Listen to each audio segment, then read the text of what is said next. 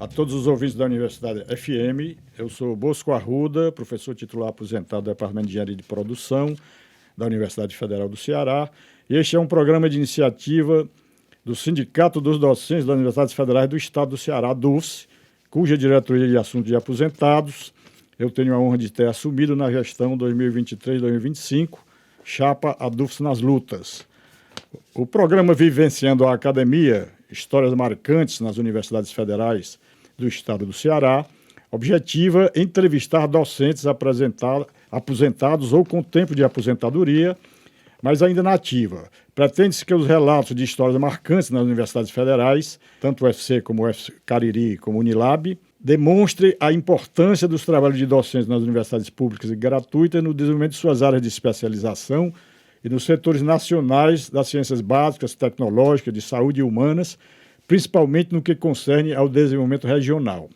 O entrevistado de hoje é o professor Elano de Souza Castro, graduado em Engenharia Elétrica pela UFC em 1982, mestre também em Engenharia Elétrica pela PUC Rio de Janeiro, 1985, e PhD em Engenharia de Computação pela Universidade de Sussex, Inglaterra, em 1992. Tem vasta produção acadêmica em ensino, pesquisa e desenvolvimento, tendo atuado no Departamento de Engenharia Elétrica da UFC até 2000, quando participou da fundação do Departamento de Engenharia de Teleinformática da UFC. Foi responsável pela criação dos laboratórios de arquitetura de computadores, teleinformática e engenharia de sistema de computação da UFC. Fez parte do grupo de instrumentação espacial da Universidade de Sussex, patrocinado pela Agência Espacial Europeia, responsável pelo projeto de um computador de bordo e de uma missão espacial para o planeta Marte. Também foi responsável pelo projeto de implementação dos computadores de bordo dos primeiro e segundo microsatélites brasileiros. Eu gostaria de iniciar essa entrevista, bate-papo, com a seguinte pergunta, né? Onde que nasceu e estudou até a tua formação pré-universitária e se segue algum exemplo familiar? Eu gostaria de agradecer o convite e também extensivo ao nosso sindicato, a DUFS, por estar aqui hoje. E queria saudar também a todos os ouvintes, aqueles que estão nos ouvindo ou irão nos ouvir. Bem, Bosco, eu nasci em Fortaleza, né? Naquela época, né? Nasci em 1959, então já faz um tempo, o sistema de ensino era até diferente, a gente tinha o curso primário, tinha exame de admissão. Então eu estudei assim em Fortaleza, fiz o meu curso primário, ginasial e o curso científico aqui em Fortaleza, em colégios mesmo. E até que em 1977 eu prestei o exame de vestibular para engenharia elétrica, onde eu fiz minha formação. E por que engenharia elétrica? Isso já respondendo a outra pergunta sobre influência, eu acredito que eu tive uma influência grande do meu pai.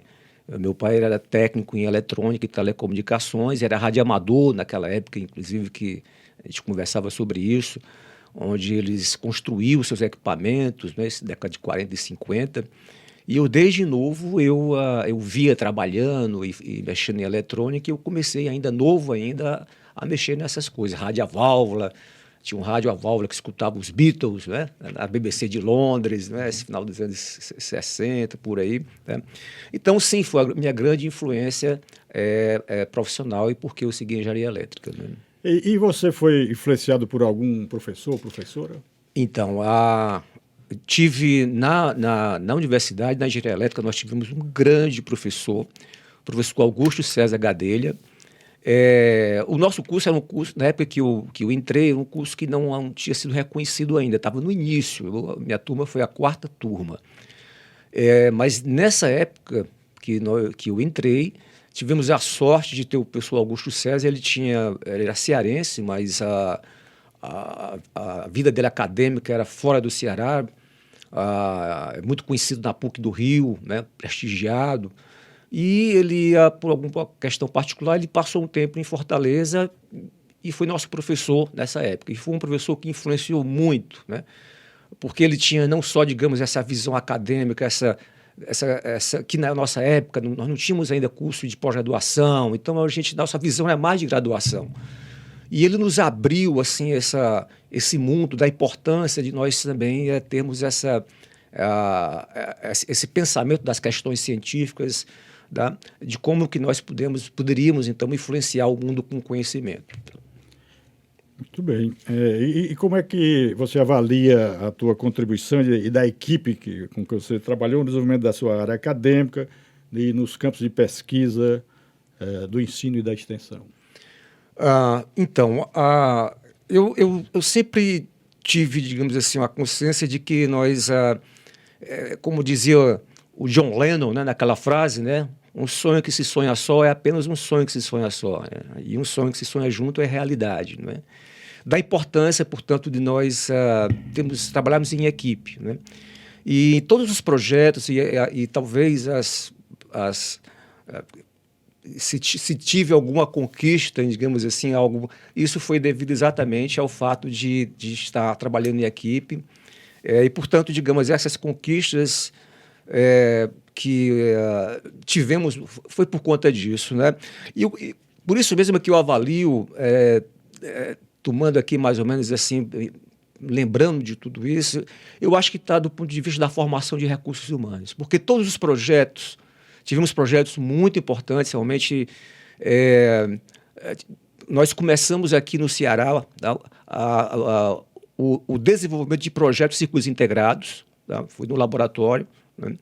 Onde nós fizemos essa formação de recursos humanos, que isso não existia, né? Então, eu gosto sempre de pensar que, na verdade, a grande conquista foi a formação de recursos humanos, porque o importante, digamos, são as pessoas. Os equipamentos, o laboratório, nós conquistamos se nós tivermos a equipe e as pessoas. Com certeza. Então, eu podia citar alguns projetos a transferência de tecnologia de conhecimento da universidade para as indústrias. Nossos projetos tiveram muito esse viés, tá? Mas eu citaria exatamente a formação de recursos humanos. Tá? É isso que eu ia perguntar, se você, esse impacto sobre o desenvolvimento regional, né? Que a atuação dos professores, que são as histórias marcantes, né? dos docentes da UFC, gera com relação ao desenvolvimento regional, né? Essa aí que você toca, realmente, eu fico, às vezes, preocupado quando se fala no capital humano. Esse é um termo capitalista, né? Como se o ser humano fosse um instrumento tecnológico para a mais-valia, para a expansão do capital. O ser humano é o construtor do capital, de tudo, e a formação de recursos humanos na minha opinião, o mais importante, sem querer tirar o mérito de todas as tecnologias, sejam elas físicas ou conceituais, que se extrai da universidade pública e gratuita. E quais trabalhos, assim, o professor Elano, mais te orgulham e que tiveram êxito prático na ciência e na tecnologia? Então,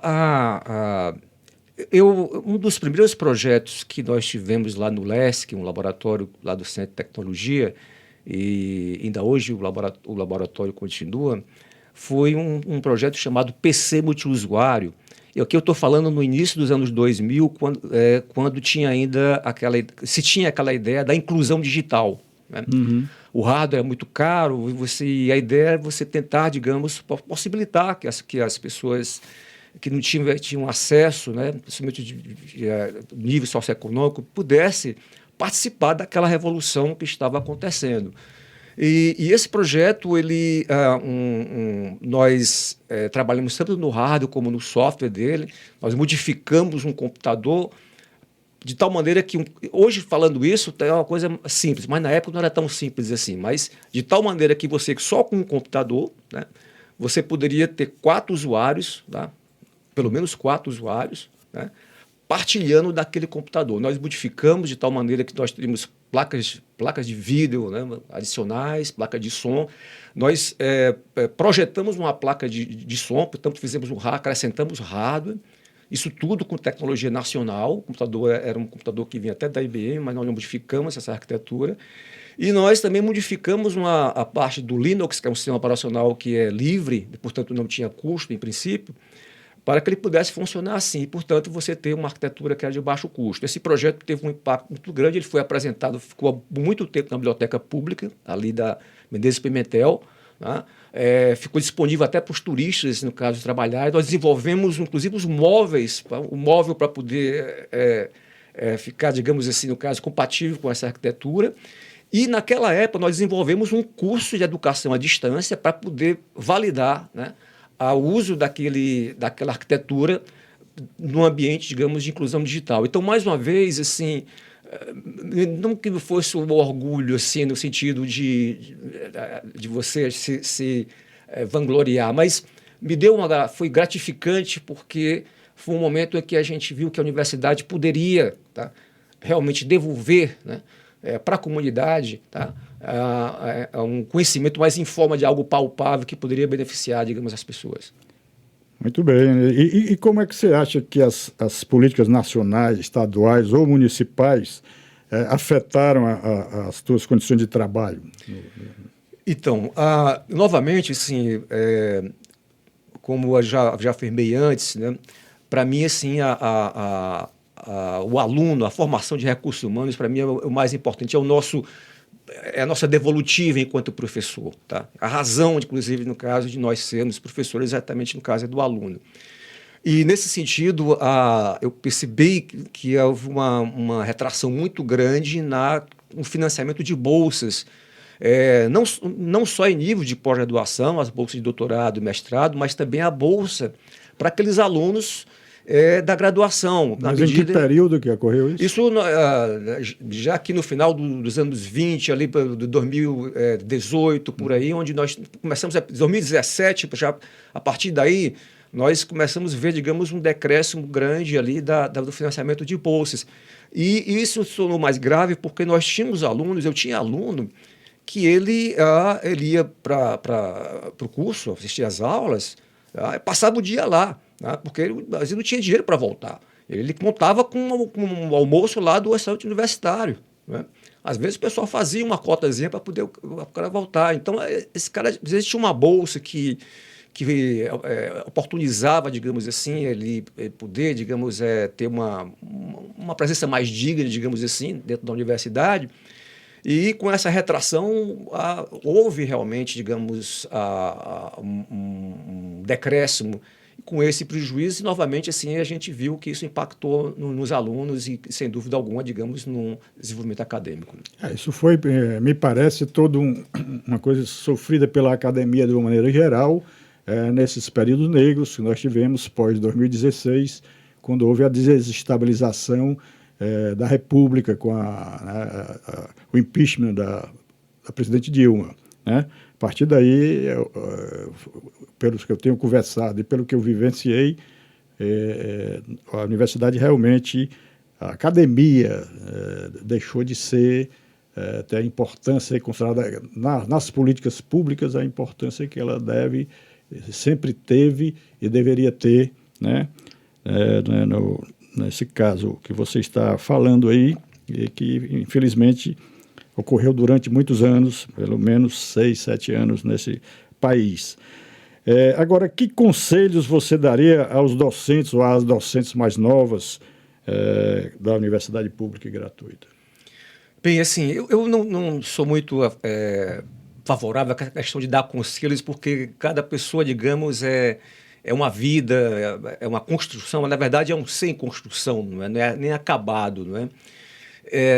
Mas o que eu gostaria talvez de destacar aqui são duas experiências que me vêm agora à mente e que isso pode talvez de alguma maneira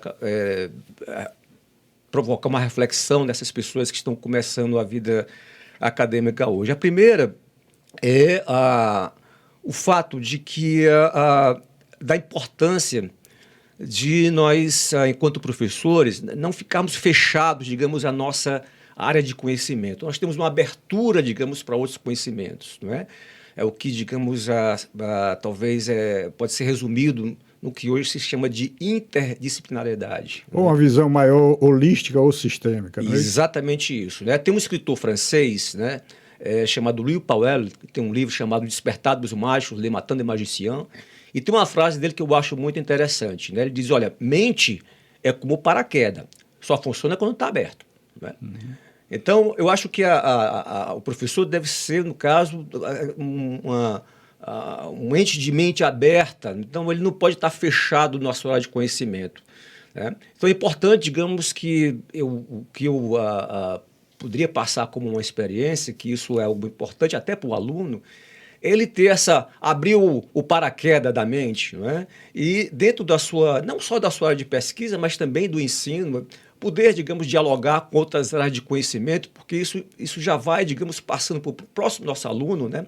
A importância de estar aberto para o mundo, né? A outra experiência que eu gostaria de colocar aqui, e essa já foi um pouquinho já no final de me aposentar,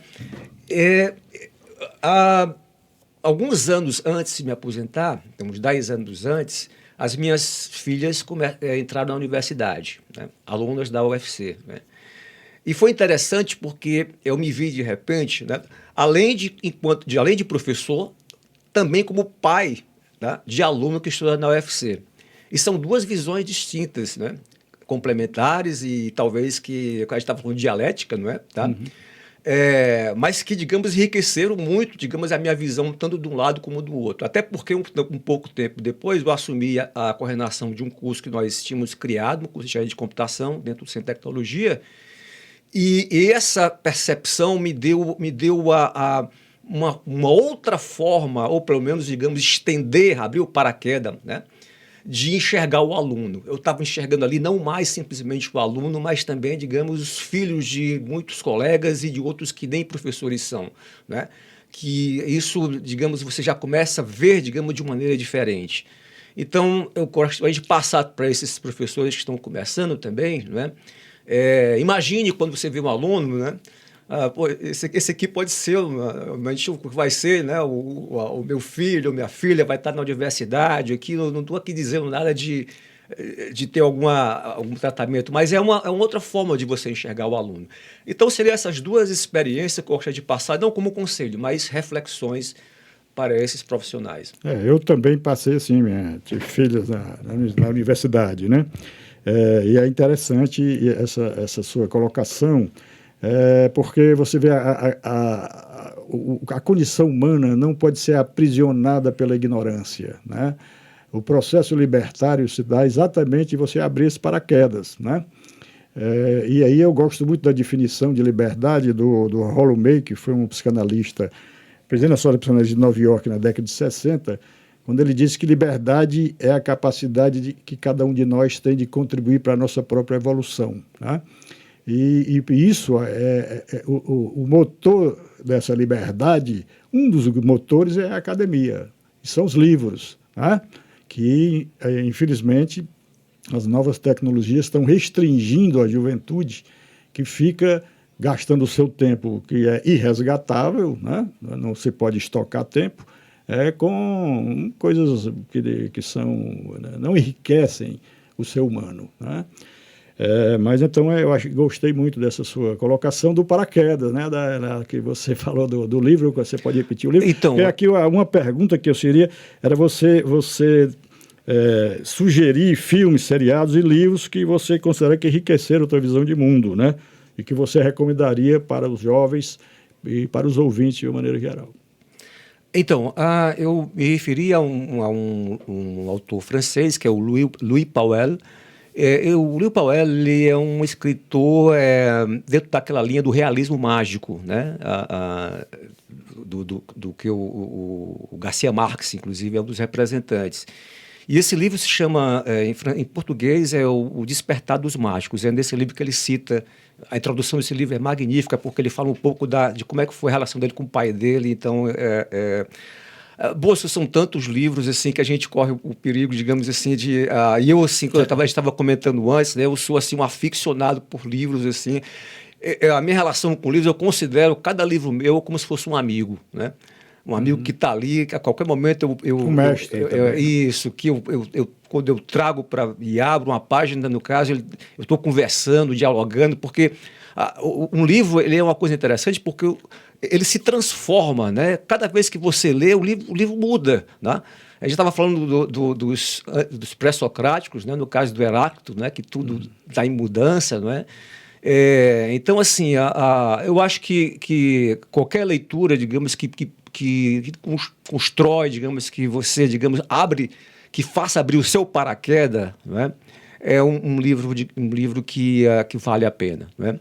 Então, assim, é difícil até para eu citar aqui alguns, porque não seria, menos de 10 não seria, a gente não tem tempo.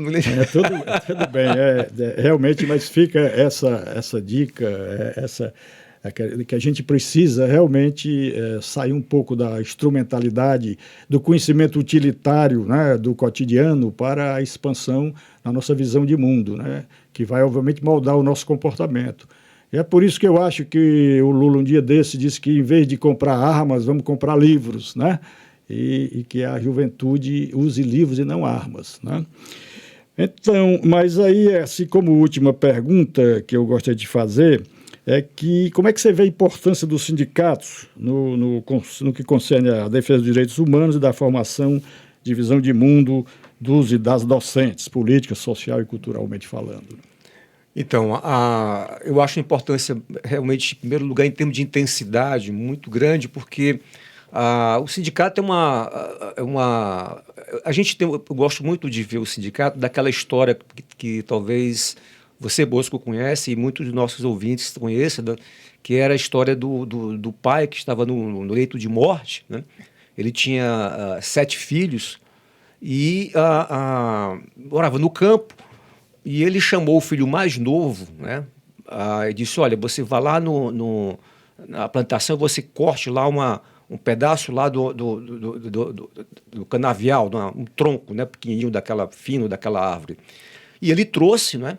O filho mais novo foi lá, cortou, trouxe, ele disse, agora quebre, né? Ele pegou então e colocou assim, né, de encontro o joelho e quebrou facilmente, né? Agora vá lá e corte 2, né? E tente quebrar, né? E assim ele foi, né? A proporção que aumentava, né, o número de pedaços do tronco, né? A ideia é chegar até os 7, porque eram 7 irmãos, né? Ele não conseguia quebrar, né? Uhum. Então ele dizia, olha, tá vendo assim, enquanto vocês permanecerem juntos, tá, vocês vão ser que nem vocês não vão conseguir, não vão quebrar. Mas se vocês isolados, né, no caso, vocês vão quebrar. Então, para mim, o sindicato ele tem um pouco essa metáfora, né? Na medida em que, digamos, ele converge, digamos assim, a linha de pensamento e vontade da classe, particularmente aqui no caso estou falando até da DUFS, não é? Uhum. Que a gente, os mais antigos, viram com o surgimento da DUFS, as lutas que participaram, né? E aqui eu gostaria de render minha homenagem a todos os antigos, os primeiros e os dirigentes da DUFS, porque eles foi difícil, nós tivemos várias greves, tivemos greves aqui, você está lembrado que passamos 3 meses sem receber salário, inclusive, uhum. Né? Mas não nos quebramos, né? Continuamos. Então, assim, eu acho, eu gostaria, digamos, de resumir, né, nessa metáfora, né, desse pai, no caso, né? Que corresponde à visão do sindicato. Muito boa essa metáfora, professor Elano, até porque a DUFS acaba de se reassociar ao ANDE Sindicato Nacional, né?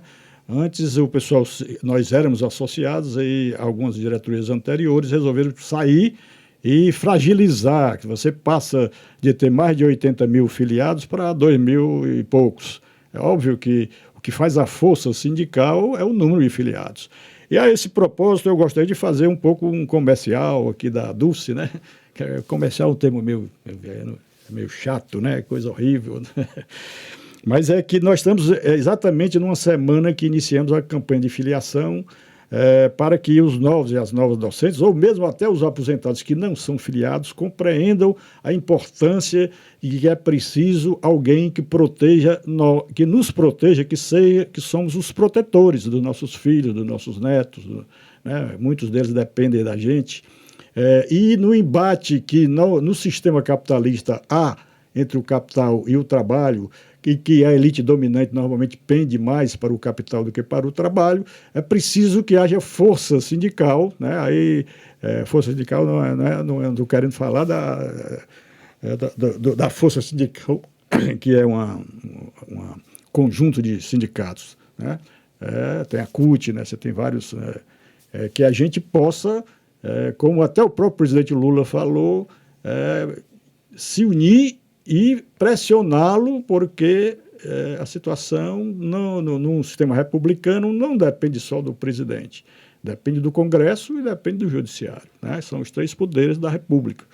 Então, o papel do sindicato é extremamente importante. Nós fazemos esse apelo aos que ainda não são sindicalizados, que reflitam um pouco sobre as vantagens. E nós estamos na campanha, vamos distribuir folders, cartazes, e vamos conversar com os companheiros, os colegas que ainda não são sindicalizados, para que a gente aumente essa força e cada vez mais faça as universidades federais do Ceará, a Unilab, o UFCA e o UFC, cumprirem com seu papel de exatamente acabar ou pelo menos mitigar muito esse aprisionamento da condição humana, que é a ignorância ou o pensamento rudimentar, utilitário, né, e que não tem uma boa visão de mundo. Eu queria, então, as suas palavras finais sobre essa breve entrevista, que eu espero que tenha uma grande repercussão no pessoal da área acadêmica.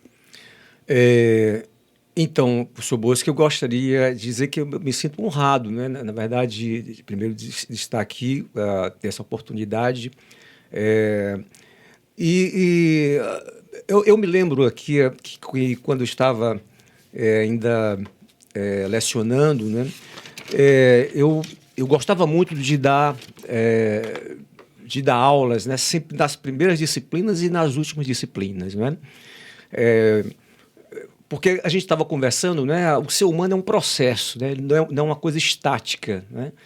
É algo que está sempre em construção, né? Ele não é uma bicicleta, mas é uma bicicleta que está sendo pedalada, né? Então, é como um bolo.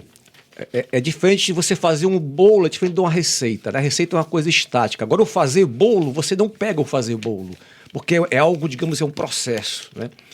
E eu considero muito que a educação, a formação, né, ela queira se dar numa vida, ela é assim. E por que eu estou falando isso, né? Porque eu ficava muito assim feliz, né, dos meus alunos lá no primeiro semestre, eles nunca envelheciam, né? Sempre aquela mesma idade, né? Porque o ano seguinte voltava, era aquela mesma idade, né? Eram outros alunos, mas eram as mesmas pessoas, porque eram aquelas pessoas com aqueles anseios como os nossos, né? Como de todos nós. E esse nosso bate-papo de hoje me deu a oportunidade de voltar no tempo, né? E de pensar, digamos, essas coisas todas, essas relações todas, né, acadêmicas, que foi um enriquecimento muito grande, não é? Eu sei que é um pouco lugar comum falar isso, mas é a plena verdade que eu aprendi muito com meus alunos. Eu sempre aprendi, no caso, muito com meus alunos, né? E nossa conversa aqui me traz uma reflexão, né? Que não só reforça isso, mas com outras lembranças que me fazem até hoje pensar que esse aprendizado ele continua, né? Por isso eu gostaria de agradecer, né, a oportunidade de estar falando um pouco, né? O tempo é muito curto, mas dessa vida toda, né, que a gente passa, né, no caso, na universidade, mas que nos enriquece bastante, né? Eu me lembro de uma frase do Saint-Exupéry, né, que é o Pequeno Príncipe, né, ao contrário do que outros pensam, mas no caso o livro é o Pequeno Príncipe, né? Ele é o autor do Pequeno Príncipe, não é? Mas ele tem uma frase que talvez é conhecida de todos vocês, que ele diz assim, que aqueles que se vão, né, eles não passam por nós, né? Eles ficam conosco, levam um pouco de si, né, e deixam um pouco, levam um pouco de nós e deixam um pouco de si, não é? Mais ou menos essa frase. E eu acho que na relação do aluno, né, com o professor é sempre isso, é uma troca de experiências e conhecimento. E por isso eu gostaria muito de agradecer, tá, a oportunidade de estar aqui e me lembrar desses tempos aí magníficos, né, que continuam até hoje. Eu gostaria, então, de agradecer bastante ao professor Elano de Souza Castro, que é um exemplo para os mais jovens, e também aqui a Universitária FM, por esse espaço que nos foi concedido com a professora Irenísia Oliveira, que é a presidente da DURSE, e eu, particularmente, me sinto honrado, né, como diretor de assuntos de aposentados.